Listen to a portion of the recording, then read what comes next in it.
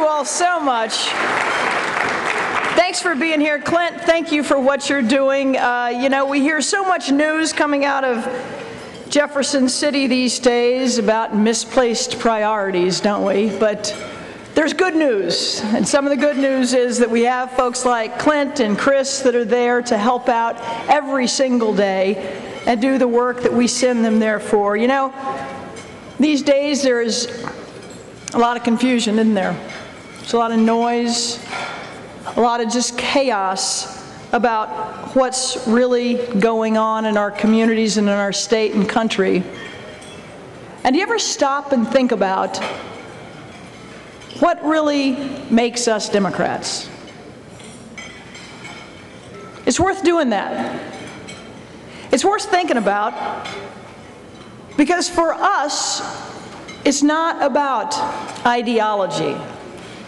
It's not about pressing some special agenda and social agenda. It's not about scoring political points. It's not about accumulating power. It's not about perks of office.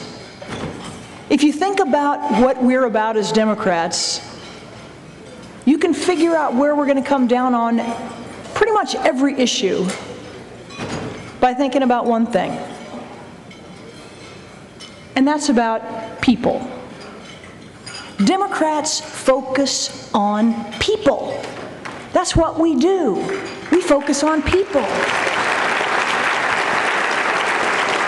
We care about people. We care about regular people. We care about small business people and grandmas and grandpas and the families and the kids and their hopes for the future. That's what we do as Democrats. And so it's important that we remember that. It's important that we remember it. We have different priorities, and I think about that every day. I'm in the Secretary of State's office, and it's an honor to serve there. But what it means is this. When issues come up, when a community in our state is devastated by a tornado or by a flood, and families' lives have been ruined and lost, that it doesn't take a Democrat to have a debate about what to do.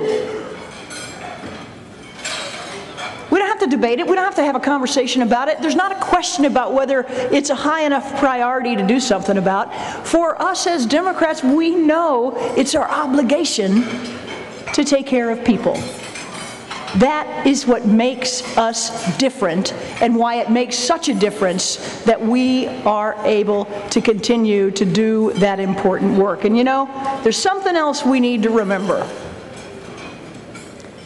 And that's just how lucky we are here in Missouri to have a governor, to have a senator, to have these elected officials who are willing to stand up for these things. And I was listening to our friend from Wisconsin and thought how different our state would be if Jay Nixon were not our governor. Think about that scary prospect. Think about that. And be reminded that it's within our power to make sure those scary scenarios don't go forward. You know, it's really, really important. We've seen in these last couple of months, with so many stresses and strains on our state and the natural disasters that are happening right and left, the kind of empathy and caring that we have in our governor. But I don't know if you know this. Something else happened just today where our governor, Jay Nixon, stood up again for regular people. And I want to tell you about that.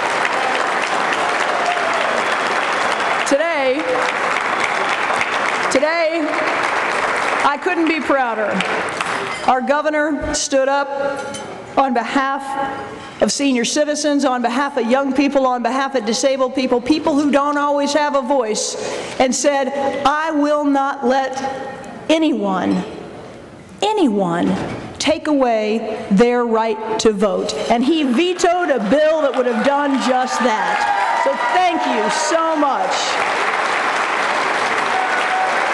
So on behalf of all of the citizens of Missouri who cherish their right to vote, Governor, I thank you for that. And everybody stand up and welcome our great Governor, Jay Nixon.